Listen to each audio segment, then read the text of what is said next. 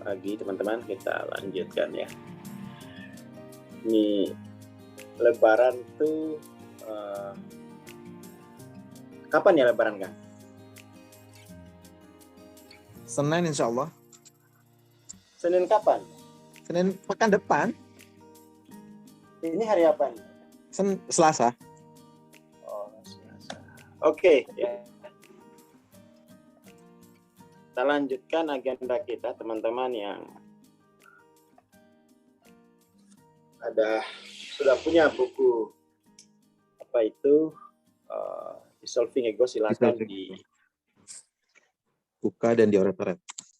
Silakan ikut oret-oret gitu ya. Jadi ini kita lanjut.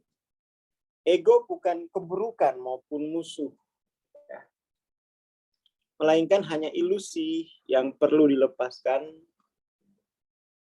sehingga sesuatu yang jauh lebih baik dapat menggantikannya.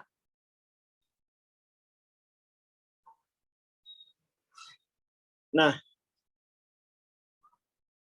melepaskan ya, bagaimana melepaskan ego ini dan mau diganti dengan apa gitu.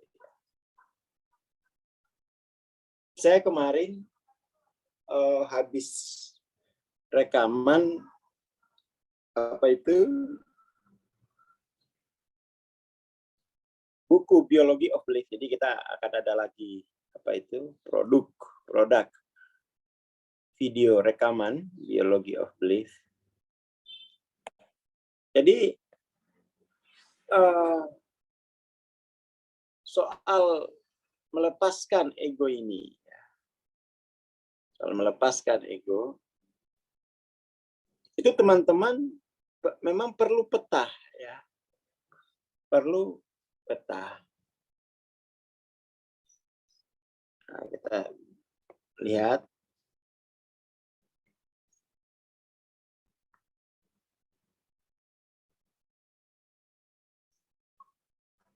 Jadi dari peta ini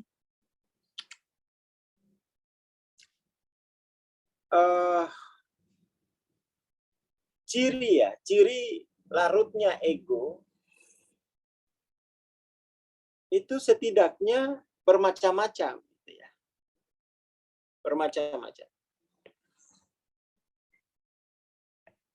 Yang paling dasar dari kualitas ego adalah yang paling mendasar dari kualitas ego itu adalah bodoh dan kebingungan gitu ya. Jadi dalam keadaan gelap, keadaannya itu ya kebingungan dan bodoh ini. Ini Pak, ini kualitas ego yang paling dasar gitu ya.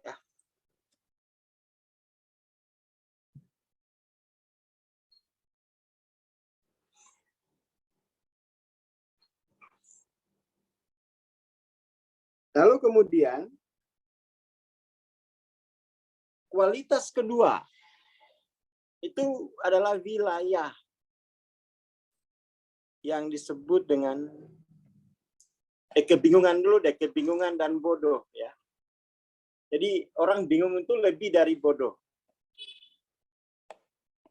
Orang yang kebingungan dan bodoh.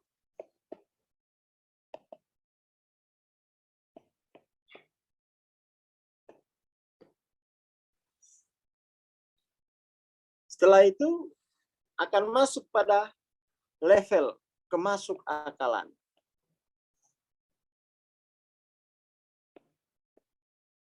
Kemasuk akalan.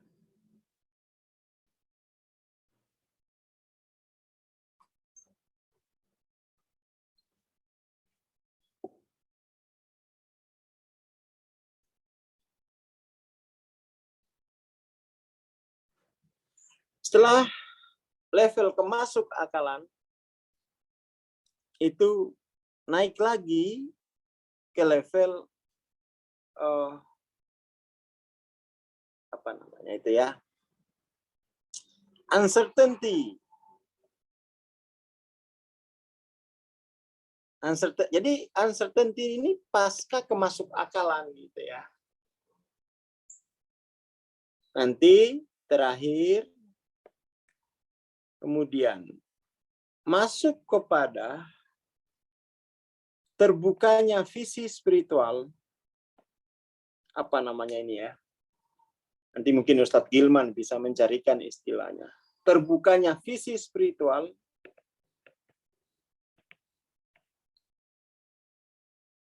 lalu kemudian kehidupan itu menjadi senyatanya. Dan kehidupan menjadi senyatanya. Nah, apa ya?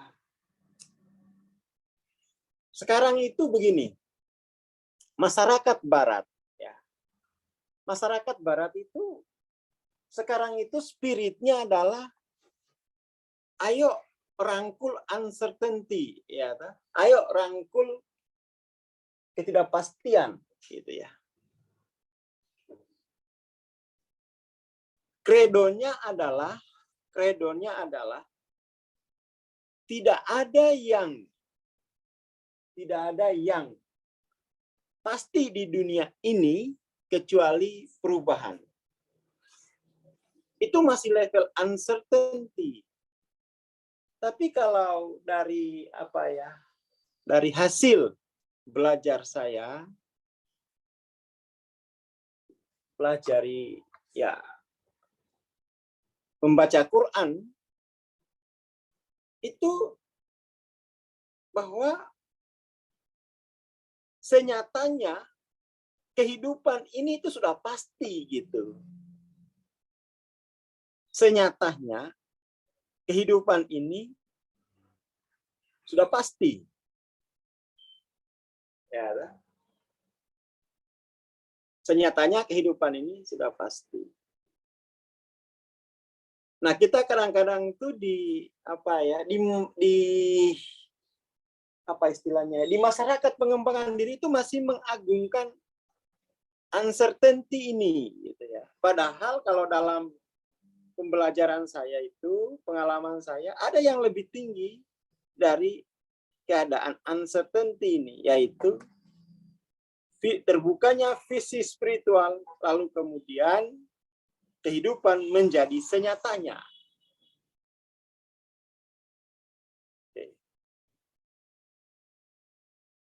Itu, tapi ini memang kalau kita, ini wilayah yang berbasis wahyu ini, ya, karena saya diajarin Quran itu, oh iya, kita tidak mungkin bisa bilang senyatanya kalau tidak wahyu gitu.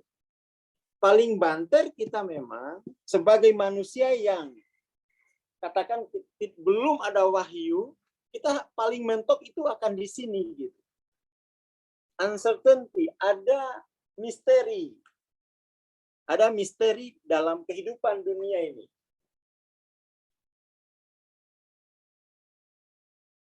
Ada misteri. Tetapi bagi yang membaca wahyu, kehidupan dunia ini tidak misteri. Dia sudah pasti. Dia sudah pasti. Ada kepastian akan potensi yang kita bawa. Ya, kepastian-kepastiannya ya. Ini hasil membaca wahyu. Ada kepastian dia.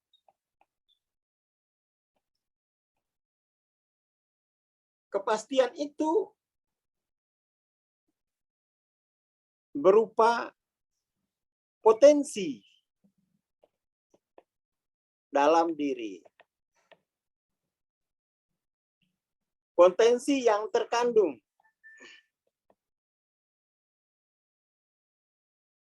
Ada juga kepastian akan potensi yang tergantung.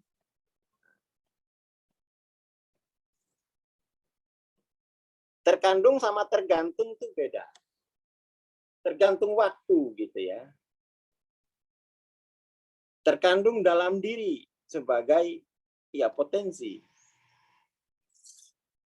Nah, kita cukup mengelola dua ini ya, dua potensi ini, maka kemudian tuh uncertainty itu terlampaui.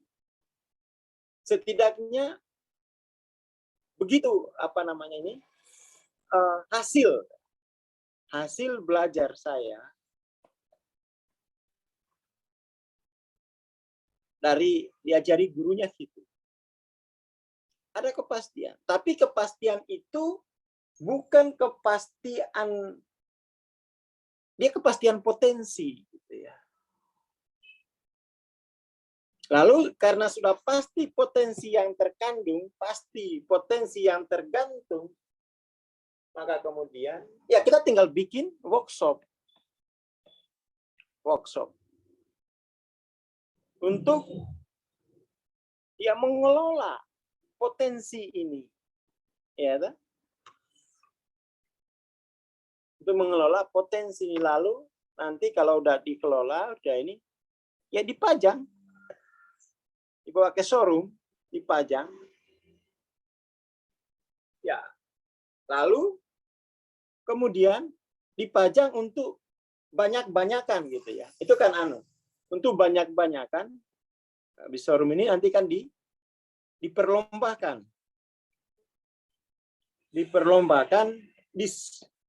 Di skor banyaknya. Banyak-banyakan ya, banyak-banyakan. Jumlah yang kita bisa aktualkan. Nah, itu kan yang disebut dengan ilamu anamal hayatu dunia kan itu ya. Jadi kepastian di dalam kehidupan dunia itu seperti ini aja. Setelah banyak-banyakan kekayaan, banyak-banyakan keturunan gitu kan. Habis itu ya nanti ya transisi ke kehidupan akhirat gitu kan. Di kehidupan akhirat ada azab yang keras dan ada ampunan dan keridhaan Tuhan gitu kan. Ya, kepastiannya seperti itu. Nah, maka teman-teman, ini penting untuk melepaskan ego sampai pada level terbukanya visi spiritual dan sehingga kehidupan menjadi senyatanya. Kita tidak akan sampai ke sini. Barat itu secara kultural ada ajakan, yuk rangkul uncertainty gitu ya. Sementara anak-anak muda di Indonesia, kaum milenial tuh dan di atasnya cenderung punya kredo kaum rebahan. Kaum rebahan itu kaum yang istirahat sebelum lelah. Ayo kaum rebahan itu ini adalah kaum atau generasi lah ya. Generasi rebahan. Ini generasi yang istirahat sebelum lelah.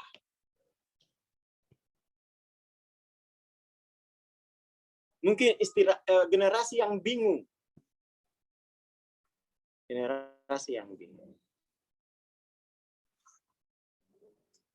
Oke.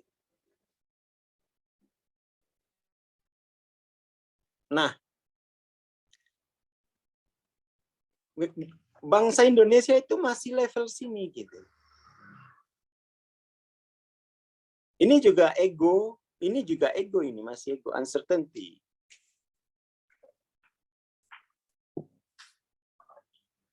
Nah, sekolah mengajarkan kita untuk melepas ego sampai pada level kemasuk akalan. Sampai pada level kemasuk akalan. Kehidupan mengajari kita untuk melepaskan ego sampai pada level uncertainty. Tetapi ini temuan saya ya. Ini temuan saya. Wahyu mengajarkan kebenaran dan kehidupan senyatanya. Tapi ini temuan pribadi gitu ya, temuan pribadi. Tapi kalau teman-teman mau merangkul uncertainty ini aja udah bagus. Udah bagus. Sudah setara dengan masyarakat barat gitu ya. Sudah setara dengan masyarakat barat. Kita itu masih di sini gitu ya. Bahwa hidup itu masuk akal kok. Kalau kita hidup, sekolah, kemudian kerja, kemudian nikah, kemudian nikah lagi, kemudian nikah lagi, kemudian nikah lagi, terus mati, gitu kan? Itu masuk akal. Tetapi itu tidak begitu ternyata senyatanya. Ya. Senyatanya yang digambarkan Wahyu kan gini. Kehidupan dunia ini kan disebut sebagai apa? Laibun, ya. Kalau bahasa Quran tuh kehidupan dunia ini statusnya itu, nah, bagus ya tulisannya ini, laibun. Baru belajar. Nah, laibun ini artinya kan permainan. Namanya permainan, itu ada aturan permainan yang sudah pasti gitu. Namanya jadi kehidupan ini kehidupan dunia ini bukan hutan belantara gitu. Bukan hutan belantara, bukan apalagi, bukan pasar bebas. Pasar bebas pun juga ada aturan permainannya. Nah, laibun ini artinya kita mesti hati-hati di sini. Di dalamnya berarti ada aturan yang pasti ya, untuk pemain. Dan tidak ada penontonnya. Ya, dan tidak ada penontonnya. Nah, masalahnya kita adalah kita tidak sadar bahwa kita adalah pemain yang diutus oleh Tuhan untuk mengelola potensi yang terkandung dalam diri, potensi yang tergantung dalam waktu, kemudian itu dikelola di workshop, lalu kemudian show, ya, untuk banyak-banyakan karya. Amanu wa amilu solihat gitu ya. Ada kecenderungan begini. Karena ayatnya itu laibun, permainan, orang kemudian tuh berarti nggak dibawa sampai mati, nggak dibawa akhirat ini. Ini hanya apa? Permainannya itu kayak permainan kampung begitu ya. Kayak kekanak-kanakan gitu. Kayak kekanak-kanakan. Berarti itu hanya semacam apa ya? Kalau kita lihat sekarang, permainan sekarang itu justru itu adalah menjadi profesi gitu. Nah, ini kita perlu diskusikan ini bagaimana ini ya, melihat permainan ini. Salah titik di bawahnya mana tuh ya? Oh iya, sip. Oh iya, nun malah ini ya. Ini memang penting ya sahur itu. Nah. Jadi ini kita jangan menganggap bahwa dunia ini itu permainan anak kecil gitu. Enggak. Ini permainannya permainan orang dewasa. Artinya Dalam permainan inilah kita mengelola potensi yang terkandung, potensi yang tergantung. Itu artinya kita tidak cukup hanya sampai pada level kebingungan, apalagi bingung bodoh. Nah, akan mengerti dia permainan untuk mengelola potensi.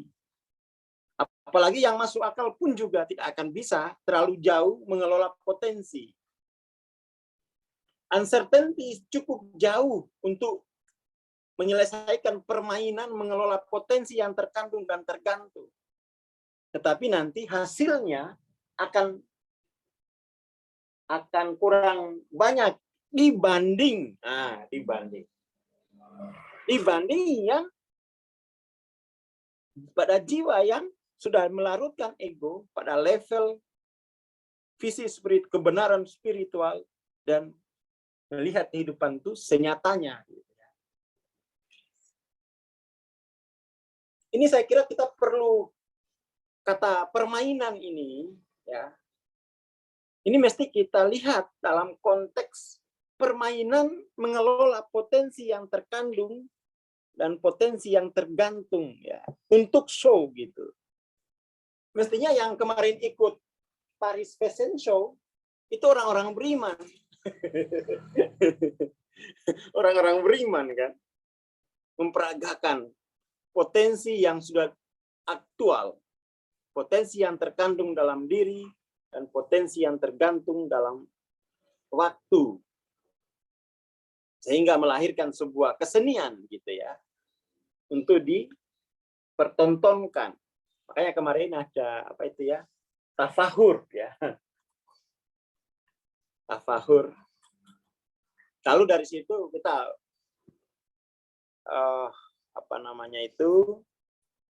bisa tafakur lagi, tazakur lagi gitu kan. Jadi paling enggak melarutkan ego itu sampai sini. Sampai situ. Tapi kalau sampai uncertainty saja juga sudah bagus. Tapi memang kalau mau terutama orang yang beriman itu mestinya sampai di sini. Karena amanu wa amilu solihat. Oke, itu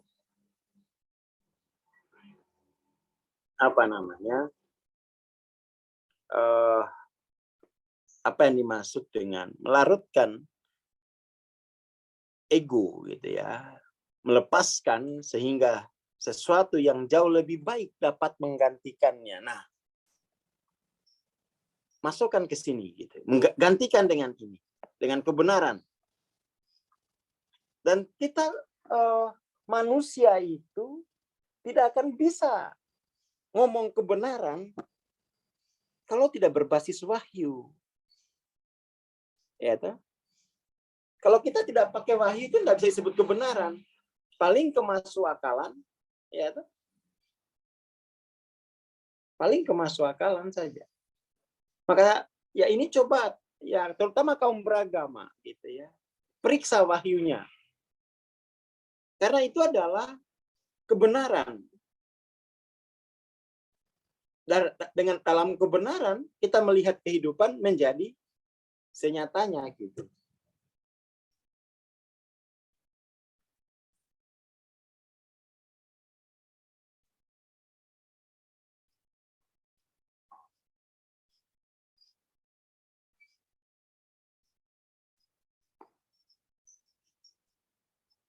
Seperti itu.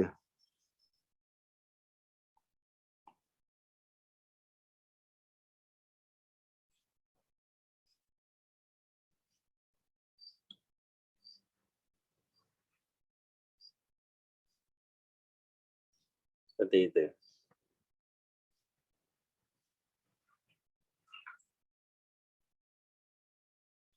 Jadi ini jangan tanggung-tanggung ya, jangan tanggung-tanggung.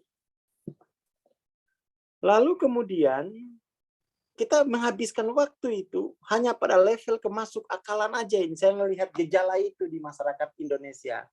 Dan Barat sudah jauh dari itu. Barat itu berabad-abad pada level kemasuk akalan. hasilnya adalah modernitas, gitu kan. Modernitas.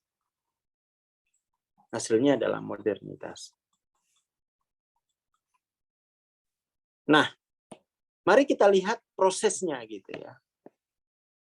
Dengan mengambil sejarah dari seorang ilmuwan Amerika, ilmuwan biologi, perintis di bidang epigenetik, namanya Mbah Bruce Lipton. Mbah Bruce Lipton. Ini mari kita lihat prolognya. Ya. Pertanyaannya itu apa?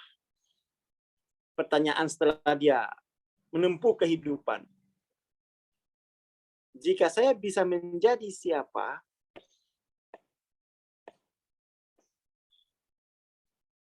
Anda ingin menjadi siapa? Katanya. Jawabannya di paragraf akhir. Dia ingin menjadi dirinya yang senyatanya gitu ya. Jika bisa menjadi siapa, saya ingin menjadi siapa, jawabannya sangat mudah. Saya ingin menjadi saya, artinya saya yang senyatanya. Senyatanya saya. Bukan saya yang semasuk akalnya kebudayaan, bukan saya semasuk akalnya cara berpikir saya, ya, bukan saya yang apalagi yang terbawa oleh arus waktu. Uncertainty itu kan artinya terbawa oleh arus waktu kan. Dia pingin yang senyatanya.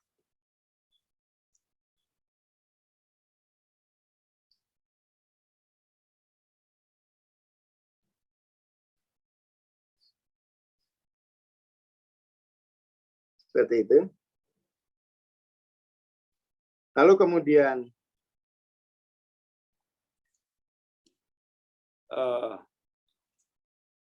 senyatanya itu kan mau nggak mau itu adalah kita tidak akan pernah tahu senyatanya diri kita karena terus akan terseret oleh arus waktu. Senyatanya ini kita hanya bisa tahu kalau itu dalam kebenaran gitu ya. Tentu saja kebenaran itu kebenaran dari sisi Tuhan, maka dibutuhkan wahyu. Dibutuhkan wahyu. Tanpa itu ya sulit untuk mengetahui senyatanya diri kita karena sedang progres. Karena sedang progres. Makanya beberapa tahun lalu saya sedikit ada diskusi dengan teman dan kurang setuju dengan pendapat bahwa ya orang tidak perlu orang belajar kesadaran tidak usah tetap suci, jalani saja progresnya. Wah itu jadi uncertainty dong. Itu jadi uncertainty, memperlambat proses gitu. Justru wahyu itu mempercepat. Karena apa? Karena kita dari sisi kebenaran, lalu kita mengetahui diri kita senyatanya, mengetahui kehidupan senyatanya gitu. Ya ada teman yang saya melihatnya seperti itu dari pengalaman pribadi.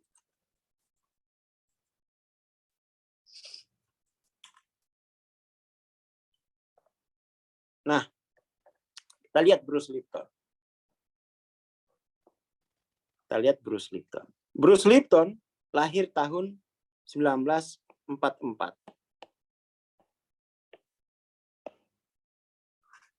1944.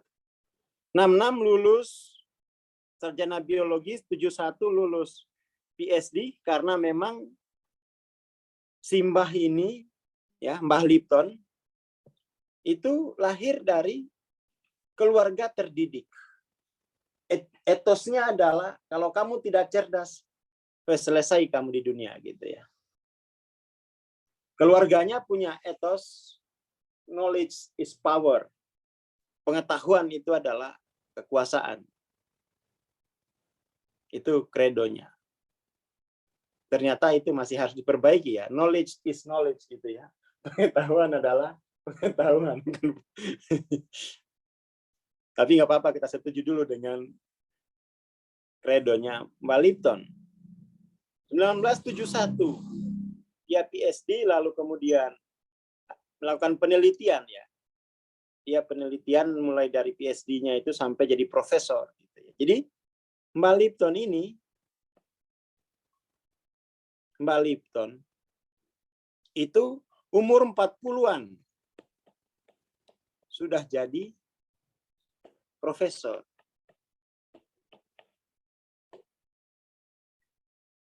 Ketika dia jadi profesor, dia menyadari ya, membandingkan hasil penelitiannya di kehidupan seluler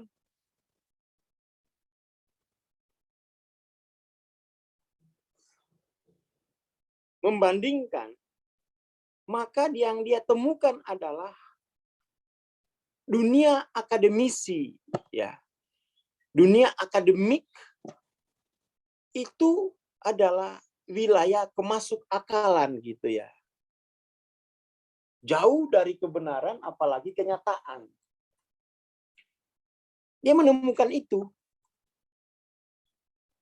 Akhirnya waktu itu kan memang sampai sekarang ya dalam dunia ada dunia akademik itu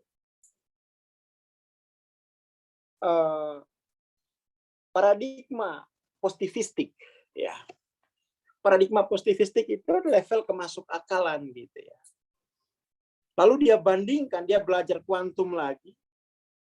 Tahun 85 dia meledak gitu. Dia meledak. Ya akhirnya di usia 40-an ini dia tinggalkan profesornya, dia tinggalkan kemasuk akalan itu. Hidup dalam kemasuk akalan dia tinggalkan, cerai, melakukan proses meditasi reflektif.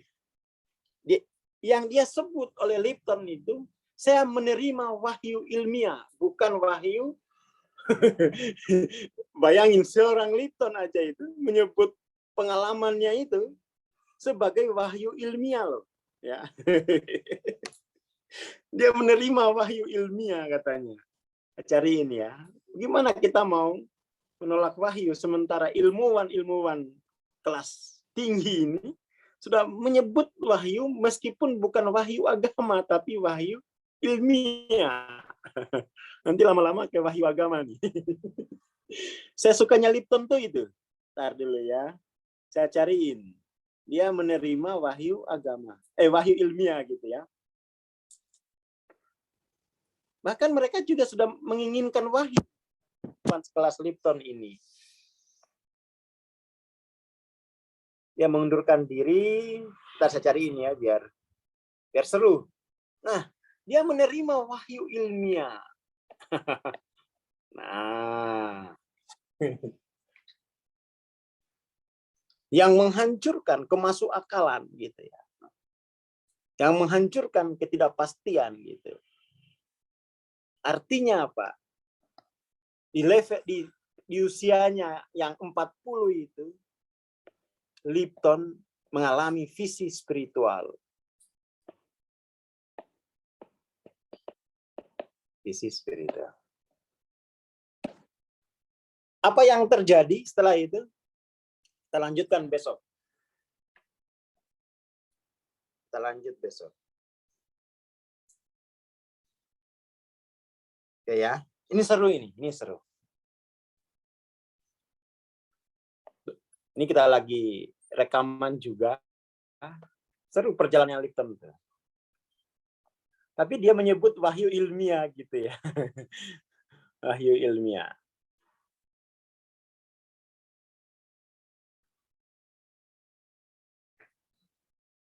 Oke, nanti kita lanjutkan sama Jamim.